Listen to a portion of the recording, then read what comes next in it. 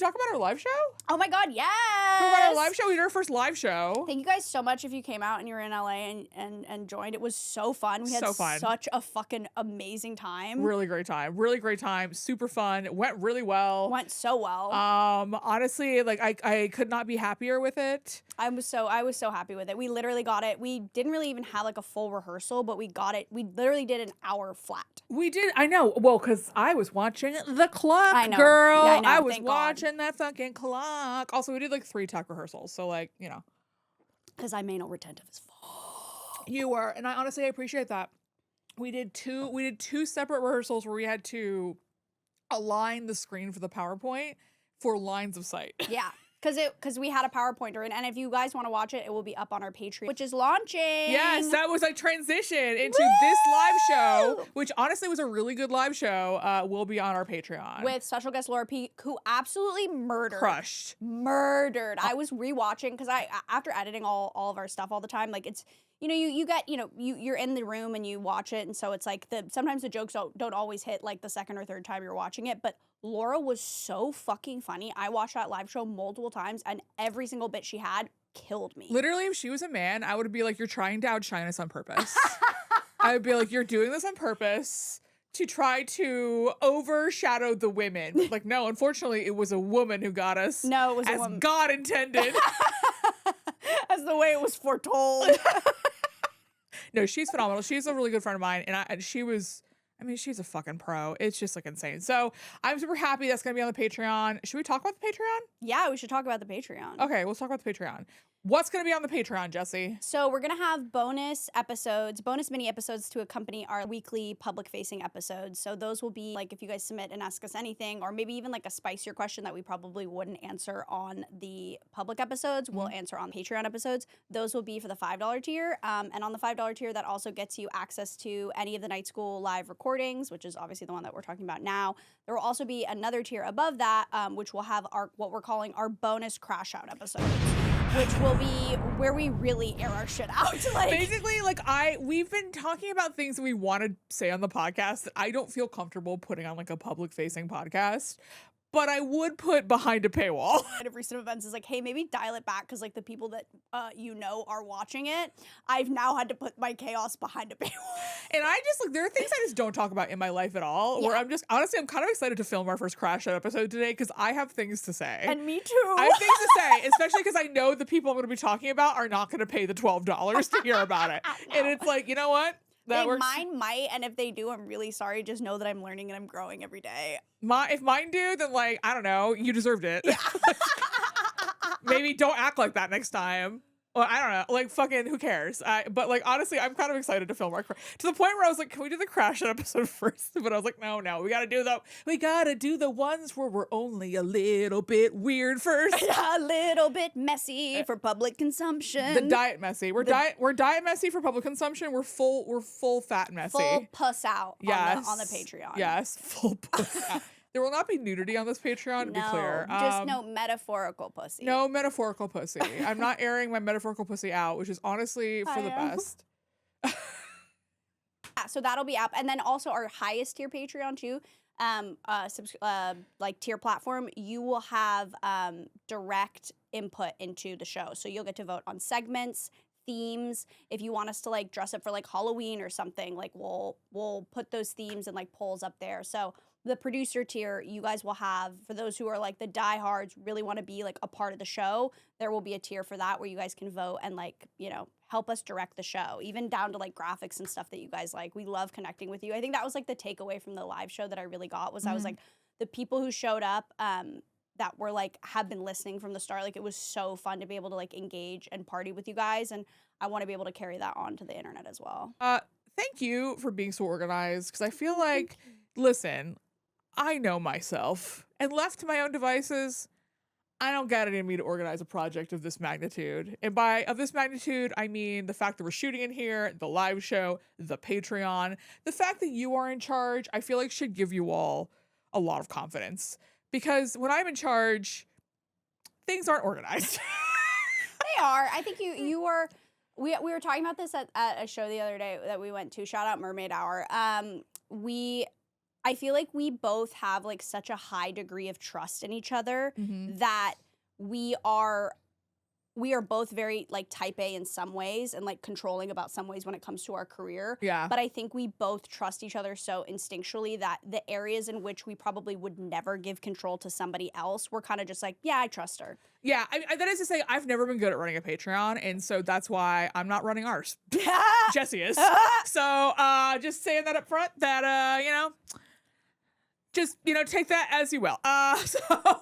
No, but I think, but like the ways in which I trust you, like you're such a talented performer, and that like I knew that we have Kristin does an incredible PowerPoint, which is like honestly like the crescendo of the live show. Mhm. And like part of I think what was so fun about it was like I didn't see it beforehand. Yeah. And also too, separately, can I just say, someone came up to me after the show, and they were like, that was the perfect blend of stand-up and live pod. And I was so happy that somebody acknowledged that, because that's exactly what it was. It was like part improv, part live pod, part stand-up in such a fun way that it allowed us to play. Yes. That was honestly, and the thing is like when you first pitched this live show, I was just like, well, let's fucking have a conversation. Who cares? It's just like, who gives a shit? And you were like, no, it will be an extravaganza. And I was just like, Jesse, I have so much going on. I do not have time for an extravaganza. And you were like, I promise it will be worth it. And then like literally we did the show, and I was just like, all right, well, fucking this bitch is right, I guess. And trust me, you will go to other live pods and you will see other things, and you'll be like, oh, I get it. They're just people having a conversation. They're just people having a conversation. We did not do that. We put together a live fucking show. We put a live show. We were like, I was like, my mom came to watch our tech rehearsal, and she was like, oh, I knew this was going to be different when you were rehearsing your entrance and how to pick up a mic. I go, yeah, bitch. I was like down to where I was going to go to pick up the mic to make sure it had like a theatrical vibe. A bitch was on. Like, no, we did. It was perfect. It was perfect. It was honestly, I was so happy with it. Also, shout out Nikki, our creative producer, like our queen. Like literally, we could not have done this without you. Like you, girl. Truly, like you guys are gonna see the set. Like Nikki and Andrew are also wonderful PA. Shout out Andrew, our OG schoolie. We're literally hand pinning the fabric on the couch to like give it like a water drape effect. It looked beautiful. Like, yeah. Can you imagine Kristin and I trying to do that shit? I wouldn't have. I would have just. I literally to the point where like when you guys were doing it, I was just like, I just sit on pillows. Who cares? Like, here's the thing. My general vibe is like I will show up and be like fun and delightful, but I'm like any of like the artistic part of it, I'm just like, who cares? and that's why I'm not in charge of it. And I care, but like I don't have the ability to execute in that way. Like Nikki has such a great like creative vision and like executionable talent. Executionable. Like she could, but like she sees it and can do it. Like my ass is just like, it's just gotta look like a sleepover. I don't know how that comes together, but make it bright. Like yeah, it was honestly, it was so fun. It was so fun. It turned out so well. I'm really happy with it. I'm really happy with you. I'm really happy with you. I'm talking to Nikki. I'm not just talking to this plant. I love you, plant. You did it.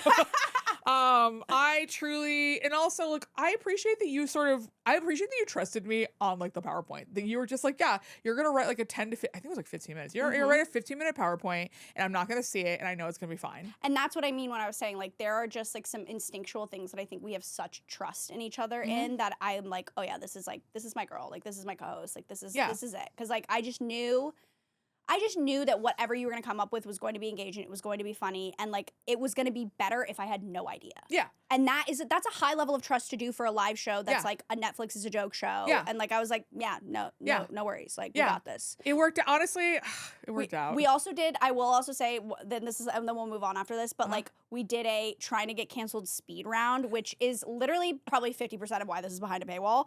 And it is one of the funniest things. I feel like we have to bring that back now. Oh, for sure. Like if we ever do this in the future, we have to bring this back. I think it's gonna have to be like a feature. Like I mean, honestly, we brought up Mussolini just more times. I've talked about Mussolini. I've talked about Mussolini more times in the last month than I have like in my entire life. Like I don't even. I just didn't think he would be this like in the ether of the fucking podcast. But yeah, it was fun. But it was such a fun anyway, time. If you want to see it, it'll be behind a paywall. It'll be behind a paywall. Yeah. I'm gonna briefly talk about how I am currently, and I cannot talk about this in any detail at all, I am currently on book submission for my book proposal. I'm trying to think like what I can say about this. I'll say what that means. It means my book proposal that I've been working on for 5 years. 5 years, a long time. I don't even know how long at this point. Has finally gone out on submission, which has gone out to editors. So incredible. So proud of you. I am gonna talk all about that process on Patreon. not the one we're shooting today, because like I literally have to here's how like locked down. I have to basically wait until like the whole process is over, and then I can talk about it on Patreon. Like that is how locked down this has to be with regards to like keeping it tight. So coming soon to the sleepover tier. Yes. You'll be hearing it. I will talk to you all about the ins and outs of that. But yeah, and then okay. That's all I wanted to mention for that. And then now what, girl? Well, okay, do we want to talk about the Met Gala and what a fucking dumpster fire fuck that really was? bad Met Gala. Horrible. Bad Met Gala, not good. When you put Amazon CEO Jeff Bezos' wife in charge of a fucking high haute couture event, it goes to shit. Can we talk about how like Law Roach styled her and she still looked like dog shit? How much money do you think she had to pay him in order to do that? So much. She paid him so much money and she still looked like dog shit. Like she literally couldn't look good if her life depended on it. She was in Scaparelli too, right? I think so. She was in Scaparelli, and she first of all, she was in maybe the worst I don't know why I'm whispering. Yeah. She's in the walls. Yeah, I know she's here. I do this all the time. I do this to you on voice notes too, where I'm just like, I whisper on voice notes even though no one is listening to it, but like you. Maybe she was in maybe the worst Scaparelli I've ever seen. Nikki, will you look it up? Lauren Sanchez Bezos. Also, let's make sure I'm pronouncing that right. I'm pronouncing it right. Scaparelli? Scaparelli. Yeah, she's wearing Scaparelli. Oh my god. This looks like a Sherry Hill outfit. This looks like a Sherry Hill fucking like God. fucking Nordstrom ass prom dress. Yeah, literally Nordstrom ass prom dress. Like I said, this bitch could not look good if her life depended on it. I mean, it's crazy. Like money can't buy, I guess, anything. Also, it fits her like shit. It fits her so badly. I went to visit the New York Fire Department and did their training. It was probably the most unique Met prep ever. What? Who cares? Why? Why did she go to the New York Fire? Was that a part? Who cares? It was bananas, but I loved it. I probably lost about 2 pounds doing it. Okay, so she can't do math either. And you lost 2 pounds doing this? And this is who's in charge of coming up with the Met Gala theme. Also, part of why, and Nikki and I were talking about this, part of why the Met Gala theme sucked ass so much, costume art, and then it was also like, I don't know, fashion is art. Yeah, I think it was like, I think, honestly, we should have seen more costume type pieces, I think. I think the theme should have been clearer. This is like costume fashion. Right. Like it should have been clearer that was the idea. Like, I think that like some people kind of did like literal, because like I feel like there are some people who did like really cool like literal like interpretations of art pieces, like Hunter Schafer's. I think it was interesting and cool. I think Emma Chamberlain's was also beautiful. Emma Chamberlain's fucking ripped. Yeah, Emma fucking Chamberlain's. Ripped. Because who was Emma Chamberlain wearing again? I forget. She was wearing. Oh God. I knew this, and I hate that I didn't know this. She looked great. What was she wearing? It says. That's so funny that Kylie Jenner was wearing Scaparelli and Lauren. Well, they're friends. They're family friends. Scaparelli, no, Bezos and the Sanchez. I'm sure, Bezos of course they are. It's like, yeah. Why wouldn't they be family friends? Sure, that's fine. I don't remember who Emma Chamberlain. It doesn't really matter. Emma Chamberlain looked great. Chase Infinity looked great. Rihanna looked incredible. Rihanna looked incredible. Beyonce looked incredible. Unreal. What's her face from Bottoms, whose name I never remember? ASAP. Look at ASAP's. He looks. Oh, I like it. You don't like it?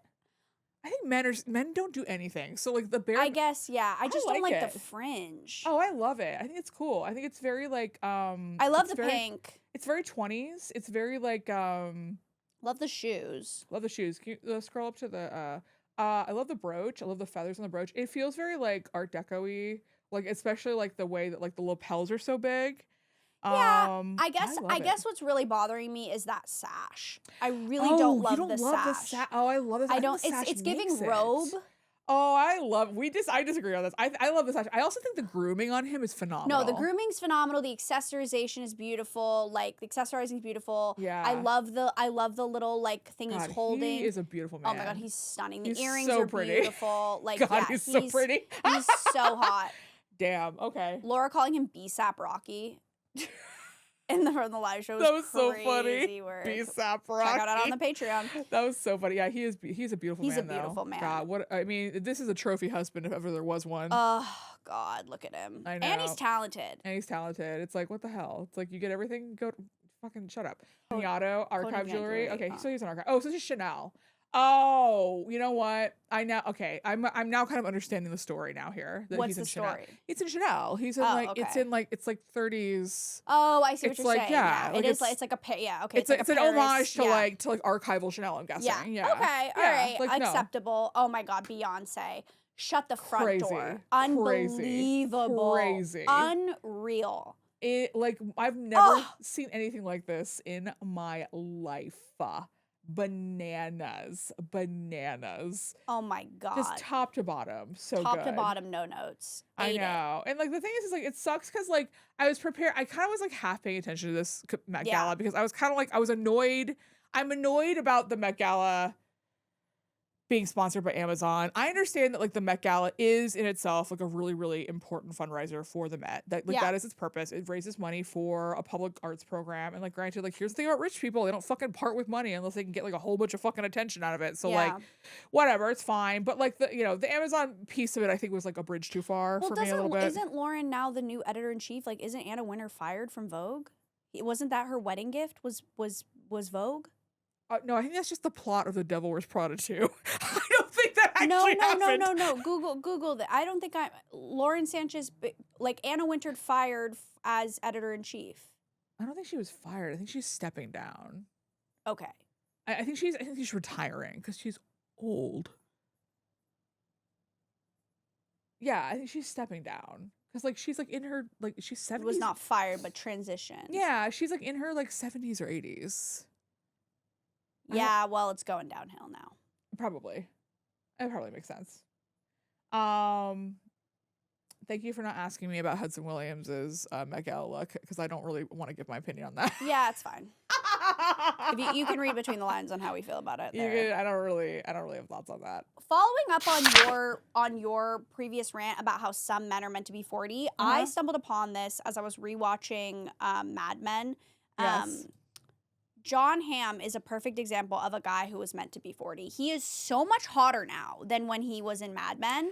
I so disagree with you. I think he's so rugged. As I said, I literally think he gained like 3 inches in cock length as he's gotten older. Like he looks like he could dick me down now. And before I was like, well, it's because he's probably losing hair down there. Maybe. So I think like optically, it probably, but it's just like it's an energy thing. Like I think now he's really got it. Like he looks like he'd fuck me through a wall. Like when he was younger, it was giving Chad. It was giving like I did too much coke and my dick is limp. Like it was not. And now that he's 40, now that he's rugged, now that he looks like he's like fighting off alcoholism with like every like fiber of his being, I'm like, oh my God, give it to me now. Give it to me in handfuls. I can't stress enough how much I don't agree with you. Here's the thing. I can't stress enough how much I don't know what the fuck you're talking about with regards to him. I think here's the thing though, is that when he was in Mad Men is when he was in his 40s. Okay, so some men were meant to be 50. He's like in his mid to late 50s now. Now that he's older, it's just now that he's got the gray hair, oh, it's so much hotter. Oh, I don't know. Here's the okay. Initially, you said you agreed with me. You know what? Maybe I was. What time was it? Sometimes I respond to your texts like really early in the morning, and I just, It was not. It was at night. It was a fine hour. You know what? Here's the thing. I just don't think listen, I like him more now because I think he's fun, and mostly I like him because he likes Bad Bunny so much. I think because anyone who really loves Bad Bunny is like kind of. You're already gonna get like some points with me. Okay. Because like it's like okay. As a white man, yeah, as a white straight man. Honestly, as a person. Because it's like, all right, you have taste. Yeah. You have taste, you like good things. You're fun. Yeah. You know, like that's actually like I have a cousin who we watched Bad Bunny's Super Bowl halftime show with in February, and I was just like, this is why you're my favorite cousin. You don't think John Hamm's gotten hotter now that he's older? No. And like here's like I think part of it, okay, all right. To be fair, I am not attracted to John Hamm at all. I wasn't when he was younger, in any iteration in any lifetime. He does not do it for me. There's something about and the thing is I think he's fine. By all accounts, he's fine. There is something about his general countenance that goes like poison dart frog, stay away. Where I'm just like, no. Oh, it's just like there's something about like you are gonna say something.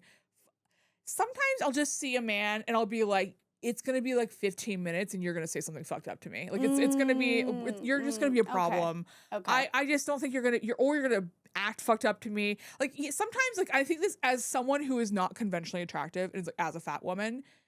Sometimes there are men I will see where I just know that they are going to treat me like garbage. Okay. And so I just kind of am like, you know what? How about I just ignore them? How about I just like stay away? Because I don't want to set myself up to feel like shit. That's fair. That's fair. I think that John Hamm is one of those men. Oh, damn. John Hamm strikes me as someone who I think would be, and here's the crazy thing is that I know someone who knows him. Yeah. And so, and the thing is the person I know who knows him, I trust like implicitly with character. And so I know for a fact that this opinion I have is wrong. Oh, okay. I know it's wrong. I know that he's like a really cool, fun, like chill, Yeah. great guy. It's just there's something about his deal that gives like, I'm gonna say something weird about Native people. Yeah. Or like Frat I got boy thoughts energy. about fat girls. Yeah, frat boy energy. Oh my God. He has major frat boy energy. He has, I come back for homecoming to visit the frat energy. Yes. He Yes. has, when I was here, we had 3 donkeys in the kitchen. No Yeah. one knows why. Like, Yeah, he yeah. gives me that, and I don't want it. The house mom used to sneak me coke. The house mom used to sneak me coke. I get it. I get it. Oh my I get God. it. I like him coming. I like him. I like the rugged. I think he. I don't know. I just think it's interesting. Like when I was watching Mad Men and I was like, oh, there's something about you that like I actually don't find attractive. And then now I look at him and I'm like, oh yeah, like You know what? absolutely. I bet you, listen, I don't know if he's single, but I think if you barked he's up that. married. Okay, well, listen, married. life is long, you know? Life is long. Yeah, I'll catch him in the geriatric years. I got it. Yeah, you know, like it's like I think he's one bad fall away from needing a really hot nurse, you Yeah, know? one bad fall from me wiping his ass. A girl can dream.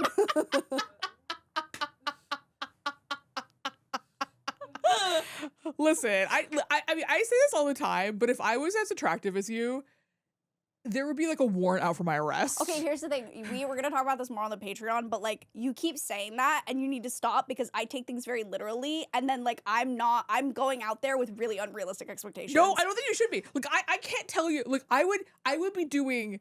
So I would be a danger to myself and others. We're gonna talk about this on the Patreon, but when you said I was a first round draft pick for the gay girls, I was like, this is gonna be so easy. I was like, it is easy. You're making it hard. Sorry, I hit the mic. I got angry and I hit the mic with we're my. gonna say this for the Patreon. We are gonna say it for the Patreon, but like, here's the title sentence is, it is easy for you. You're just making it hard. And okay, and then we'll talk about the rest We'll later. talk about the rest of the Patreon. So you mentioned to me that you wanted to talk about Famesick, which is Lena Dunham's new memoir, Which is really good, by on the the way. podcast. I have started it. In case you don't know, I've started it. Good. In case you don't know what kind of the premise of Famesick is, basically Lena Dunham wrote a memoir kind of about like the process of becoming famous and like chronic illness and like, you know, kind of being like a person, like a public figure through the course of making girls. And like her thesis sort of is like, was being famous worth all of the attendant illnesses and bad tidings it has brought her? And is like fame itself A sickness, a yeah. sickness? That is kind of the general, the Publisher's Weekly Synopsis. premise of yeah. this. The thing I said to you though, when you said to me that you want to talk about this book was, and I quote, I don't have the mental health required to discuss Lena Dunham on the internet. I don't. And I was okay? like, why? I don't. Putting your opinions about Lena Dunham out into the world requires a tenacity of spirit I just do not currently possess. Ask me again, maybe when I own a home. I don't got it. I just, because I think like every opinion about Lena Dunham has to be footnoted so much to save yourself. It's not worth it for me to say anything. Yeah. And like, it's like, I have seen those who have given opinions on Lena Dunham, and I know I have watched them Yeah. get pilloried. Yeah. And I don't want that for myself. I just don't think there are some people that you just can't talk about online. Yeah. I think Taylor Swift used to be one of them. Yeah, but then the Berlin Wall fell. Yeah, and I think that there are some people where I feel that way about them. I'm not even gonna fucking mention them. Yeah. Because like even mentioning them, people are like, "Oh, you know about this person? Give me your opinion on them right now." And Yeah. I like no. So that said, I will politely smile and nod while you give your opinion on Lena Dunham. Granted, I haven't finished the book yet. I'm like halfway through. Okay. I think it is really interesting. There were a few things that really caught my eye, like in terms of like taking a 30,000 foot view of how the industry has changed, how show business has changed. Yeah. The fact that this 24-year-old girl was able to land a HBO deal Yeah. based off a short film that won top prize or whatever at South by Southwest is something we do not see anymore. No, It does not exist. It was also something we didn't see then. We didn't see then, but of course there were instances where like young hot starlet gets XYZ deal from being hot off the press, but not necessarily Not like this. but not like no. this, and not necessarily somebody that wasn't considered conventionally attractive. Yeah, it's one thing. It's one thing for a young hot person to get cast in a movie. That happens all the time. That's fucking regular shit. The concept of a 24-year-old of honestly any kind being able to sell a show based on like basically a one-page pitch does not happen in the past. Will not happen in the future. Like, I mean, name me another time it's happened. Yeah, I mean, I guess the one that would come to mind would be Rachel Sennett, but I don't think that was based. I don't think it's the same conditions. No, not at all. Not even a little What bit. about Issa Rae? No, Lisa Ray had a whole web series. She had Okay. she had a whole body of work. Okay. She basically like no. Like no. This was Yeah, this was like it was like a flash in the pan. Is that the? this was I mean I think from that perspective, it's very interesting that that is what existed at that time, and studios and streamers were willing to invest like that. I think that's really interesting. I think it's also, I mean, again, the footnotes for Lena Dunham, yada, yada, yada. We know, problematic, whatever.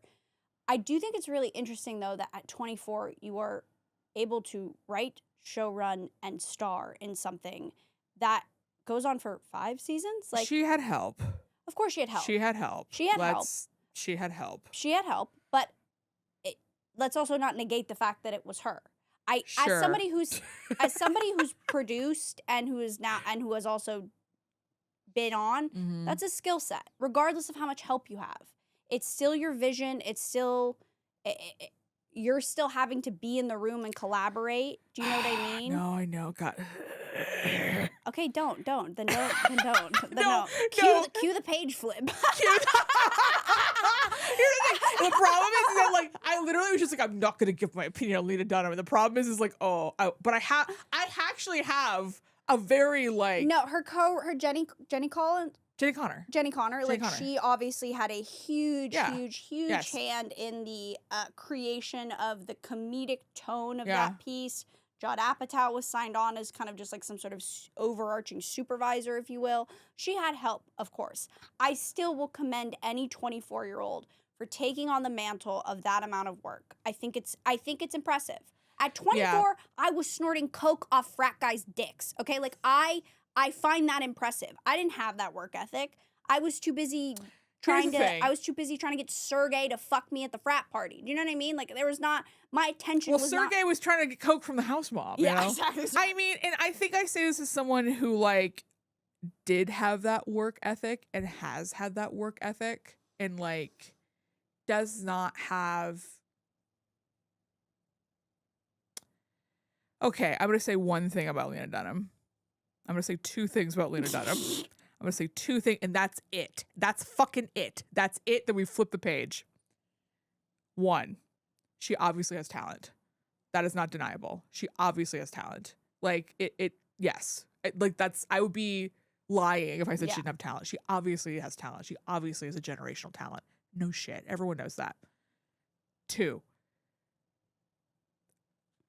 I don't think she appreciates how much privilege she has. I would agree with that. Systemically. I would agree with that. I think I would agree with that 100%. I think that is a thing she has struggled with her whole career. And that is kind of why I did not want to read this book, because I did not want to see more of that. All right, I'm done. Yep. That's it. Those are my Lena Dunham opinions. You knew you were going to get something out of me. Yeah. And by the way, not much. That was not much. That was more than I thought I would say. That's fair. We had this discussion about, do straight men ever slide into your DMs platonically? Because I have experienced this, where I have a lot of, now in comedy, there is a lot of straight guys who be sliding into the DMs. And we posed this to our listeners, and we got a lot of feedback on this. And I was just curious, what was your initial take on it? I think it depends. I think straight men do slide into my DMs sometimes platonically. I do think that. But also, I have very bad self-esteem. So it's also possible I'm reading those signals poorly. So I don't know. I don't know. My instinct is yes, but I think if it's your DMs, no. I don't think anyone's ever sliding into your DMs platonically. Yeah, I don't know. I think there's always an ulterior motive across the board. I think there is always an ulterior motive. Like, it's just sometimes the ulterior motive isn't sex. But I think there is always an ulterior. What would be the ulterior motive if it isn't sex? For me? Yeah. Somebody wants something from me professionally. Okay. Someone either wants something from me professionally. Someone either wants me to like be their mommy, basically. Like somebody wants like a mommy dom. No, that's because that's sexual. Somebody basically like wants me to like help them psychologically with some sort of bullshit they have, or like, you know, or and I'm saying this because these are people I don't know. These aren't like friends or people I have relationships with. These are just, I can't stress this enough, people I don't know. I think sometimes men just like attention, and I seem like someone who will give them attention. I don't know. That's we're gonna talk about this in the Crash Out episode, but it's been a weird season for me with regards to men, and I don't really know like what's going on. Yeah. And I think that generally speaking, I'm used to men sliding in my DMs because they want something from me career-wise. They want to be introduced to someone, or they want me to recommend them for something, or they want me to look at something, or they want me to promote something, or like, I'm used to that. I'm used to men being like, well, she has low self-esteem and I'm a hot guy, so maybe I could take advantage of that. And like, gross. Yeah, it happens more than you think. But like, and so like that I'm kind of used to. But like when men just start talking to me over extended periods of time who are straight, I'm always just like, what's your angle? Like, what do you want here? Yeah. Like, it's confusing to me. It's confusing to me. I mean, it's not confusing to me from my perspective. They would like to fuck you. And like, you know, obviously like probably more on top of that too. But like, you know, the core, but they get the opportunity and they don't even jump at that sometimes. Well, then what's going on? Why are you in our DMs? Leave us alone. Leave me alone. Yeah, leave me alone. I don't. I'm starting to notice it too more with me, that since I've been like adventuring in the girl pond. Oh, the men are coming out. Yeah, like Okay. even just like, but like even in public more. Like I don't know if it's how I'm carrying myself differently, but like I'm starting to get like a lot more attention by men in public in a way that I'm not used to.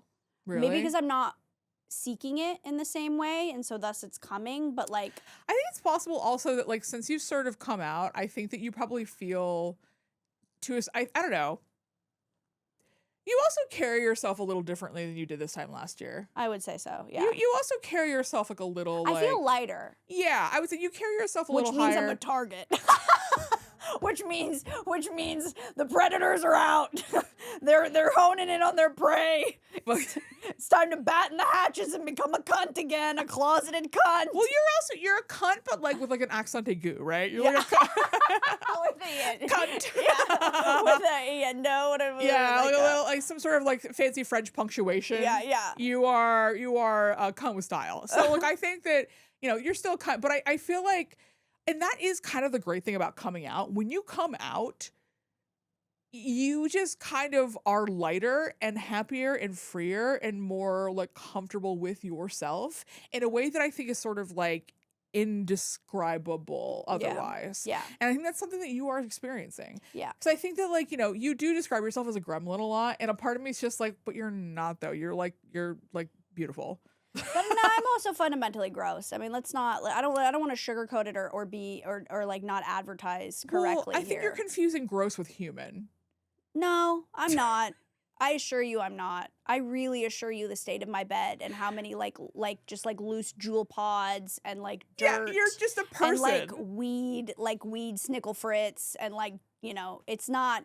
I don't think that that's human. I think that is gremlin. Like no, I think it could be two things. I just, listen, do you find jewel pods in your bed? Well, I don't smoke, but I find other things. Like, I don't know. Like, do you want me to say the other things I find? Yeah. Let's compare. Let's compare our data points here. Is it human or is it me? Well, honestly, like when I have to make like before like sometimes I gotta do like the sometimes in the morning, sometimes or not in the morning at night.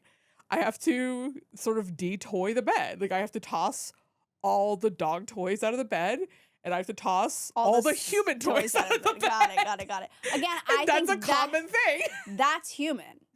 Those are devices that cost money. Free dirt, loose dirt, change. I'm just saying that there are a lot of toys in my bed for various creatures. Yeah, again, that's human. That's not gremlin. Like again, I feel like you're trying to make me feel better here. I feel like we're just further proving my point here. Okay, well, I tried. Yeah, it's okay. I mean, I'm totally okay with what I'm advertising here. I love how a lot of this podcast is me being like, you're really hot, and you're being like, well, here's a PhD dissertation as to why the fuck I'm not. Yeah, why the fuck I'm actually secretly filthy. And I'm just like, all right, then I'm not gonna fucking then don't be hot then. I don't know.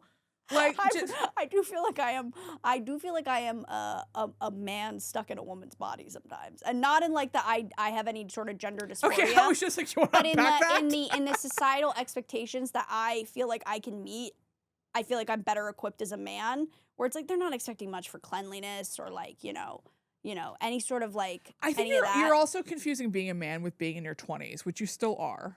Yeah, I think that the days are numbered. Like yeah. I was also much grosser in my 20s too. Yeah, I think that's just sort of. What if it continues? I was also pretty gross in my 30s. Okay, that makes me feel better. I was honestly pretty gross until like I was like 37. Okay. That honestly makes me feel better. That's the first thing you've said to me that actually makes me feel better. I'm actually pretty gross now.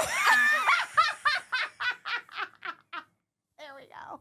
I'm pretty gross now.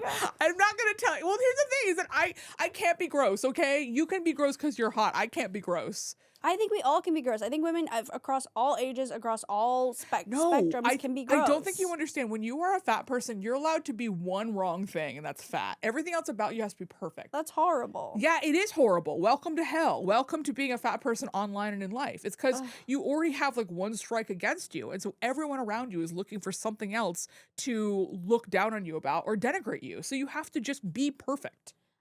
I want you to know that you can have a dirty bed. Well, I know I can. I just can't tell anyone about it. Okay. Especially you can tell me about it. Well, I'll tell. Yeah, especially. Listen, sometimes I don't wash my sheets for like 2 months. Same. Except now I've been developing chin acne, so I must. Oh, I wash my pillows. I wash my pillowcases more frequently. I have one pillow. I have one pillow that I only sleep with, and I wash that. You have one pillow? I have. Oh right, you're 29. Yeah. Oh, I don't have a bottom sheet. Like I have a bedspread sheet to cover the bed, but I only sleep with a comforter. I don't have any other sheets. I don't like that. I have 6 pillows. They all match. Well, they're all in the same theme. They don't all match each other. They're all. I have 4 pillows. They're on the side of the bed because I just sleep next to a wall. Okay, yeah, I guess in a lot of ways we are very different people, aren't we? I also have blackout tarps that I have taped to my windows. No, that's smart. I wish I had that.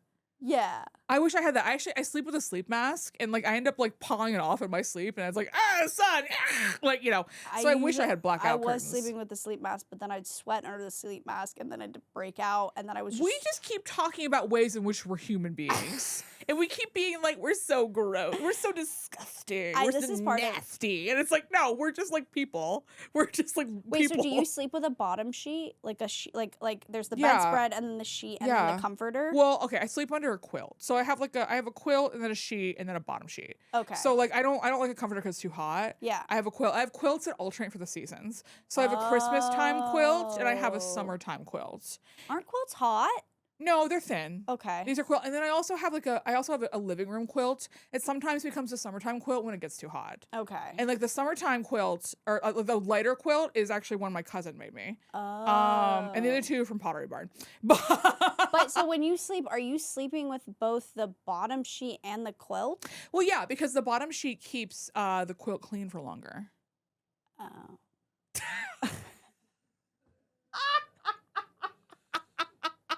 Oh. Yeah. Got it. Because sheets are easier to wash than like You're big, right, thick. they are. Yeah. You're right. Washing the duvet takes so long. Duvets are a scam.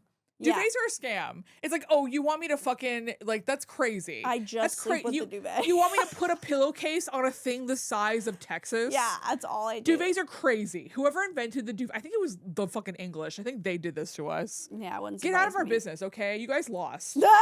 Like hundreds of years ago. I'm still in the scam, unfortunately. No, I refuse to take part in that scam. I'm not. Here's the thing. I will sleep under duvet covers, but I'm not putting a duvet in them. Yeah, I know. I have to put the duvet because it's like squishy. No, I refuse to participate in that perversion. Ah! Okay, this is nonsense. All right, this is like because honestly, like, how do you put a duvet in a duvet cover if you are not in a relationship?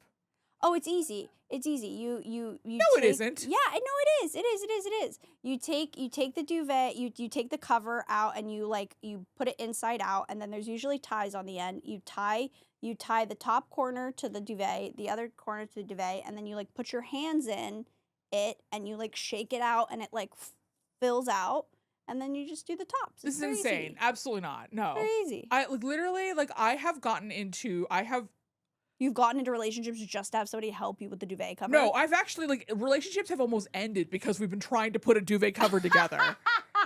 That's funny. Yeah, so anyway, you're not gross. So now that we have the Patreon, guys, we are doing limited questions. And if you want to see more of our advice segment answers, you have to subscribe to the Patreon. So more coming there. All right. Why don't you look through and you pick? I love that for me. I love picking. Oh, no. Some of these are crazy. Every time you repost it, we get the craziest responses. What? If it's about beans, we can't do it. We know it's fake. No, it's not about beans. It's okay. You know what? I think this is gonna make you mad. Okay. Should men and women cohabitate? If you're your parents, sure. Like if you want to live with your parents, that's fine. I don't know if men and women should cohabitate. Really? No, let me preface this. I don't think men and women should sleep in the same bed. I also don't think so. I think I you should have 2 separate beds. don't think anyone in a relationship should Yeah. sleep in the same bed. I think it's actually like watching my parents, my poor parents. And part of this is because I'm still living at home and my mom can't escape to my room and actually have a bed of her own choosing. But my parents my mom wants a softer side of her bed, and my dad, like me, refuses to have any sort of I sleep on the hardest mattress on the market. It's literally called The Rock. It's literally called The Rock. That's like, so funny. It is the hardest mattress on the market. There is no give. None. Zero. Kaylin goes, it's literally like it's like sitting on concrete. I love it. My mom and my dad like a really firm mattress as well. My dad, like me, wants no like wants no padding on it. My mom does. Uh-huh. So literally their bed, like only half of it has the topper and the other half doesn't. Uh-huh. So like when my dad's sleeping, if he turns over, he like hits the topper because it's cut in half. So it's literally like a Princess and the Pea situation where it's like my mom's here and my dad's here and he's like hitting into the side. Like they should have two separate beds. I think one of my strongest held beliefs is that I think that the convention of sharing a bed with someone you're in a relationship with is ridiculous. Yeah. I think it's ridiculous. I think, and the thing is, I've been in relationships with many people who get so up in their fucking feelings about this, who are so just like, you don't want to share a bed with me? Is it because you don't like me? No, it's because I don't want to sleep next to any person with a pulse. No. I kick my dog out of bed. You think I like you more than my dog? I love my dog, and my dog isn't allowed to sleep in my bed. Oh my, yeah. Sometimes she sneaks in. Like sometimes she'll like in the middle of the night she'll be like, "Can I come in the corner?" And it's like, oh my god, just don't fucking. I also think like sexy time is sexier when you both have your own rooms because then it's like special. You're like, oh, I'm going into their room, like whatever. Well, it's also like it's not that you're not allowed in each other's rooms. Like that's like it's not like it's a private. Like that part is like, like I don't. But it's like when I sleep, I don't want to touch anyone. I didn't sleep well for 4 years when I was in a relationship because we had to share a bed. And I thought like for a long time, I thought maybe it was just like I didn't want to be sharing a bed with a specific person. And then I was sharing a bed with someone else on occasion, and I would just lie there for like 4 hours. I would basically just like it was like time to go to sleep. And what I would do is I would just like power down like a sex robot. And then like at 6 a.m. I'd be like, I'm awake. Like it's not, I don't think it's comfortable. I think men and women can cohabitate, but I feel like doesn't look fun. I think sharing your home with someone is really nice. I think sharing your bed with someone is absolutely ridiculous. Listen, if you guys love doing it, if you like love being in each other's BO, you fucking love sweating all over listen, some people love that, okay? There's a reason why, puppies all like to sleep on top of each other, okay? There's a reason why when you go to like Pier 17 in San Francisco, all the fucking sea lions are piled on top of each other, all right? I get it. There is an appeal on some level as creatures. If you are touching me when I am asleep, I'm going to assume you are a threat and I'm going to react accordingly. And part of that is my trauma, but part of that is I just don't like being touched in my sleep. Yeah, I mean, I'm also a little traumatized because my ex would wake me up in the middle of the night and smack my ass and go, spunky monkey. And like after that. See, that's wild. Yeah. That's why we have locks on doors. Yeah. Or grandpa's home. Hated that one. Grandpa's home? Hated that one. What is his address? I want to mail him a fart. No, you can't. This was part of a larger issue of things he couldn't control. I'll just preface it with that. Okay, I thought you were going to be like, you can't. He's dead. No. He's a lovely guy, and these were just some fun little habits that would come out of him that were not able to be controlled. But when you wake somebody up in the middle of the night repeatedly going, grandpa's home, after a while, somebody's going to get frustrated. I don't even think it's after a while. I think after the first time, I'd be like, well, I'm glad that grandpa's home because I'm putting him in a home. Yeah. Well, thank you guys for joining. Like, comment, subscribe. Tell your friends about the podcast. It's the #1 way podcasts get around. Subscribe to us on Patreon, Night School Pod. We will be dropping bonus episodes and bonus advice segments every week. Kristin, plug.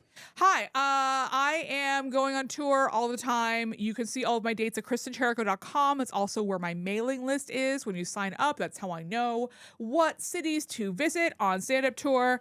That is all I have to say about that.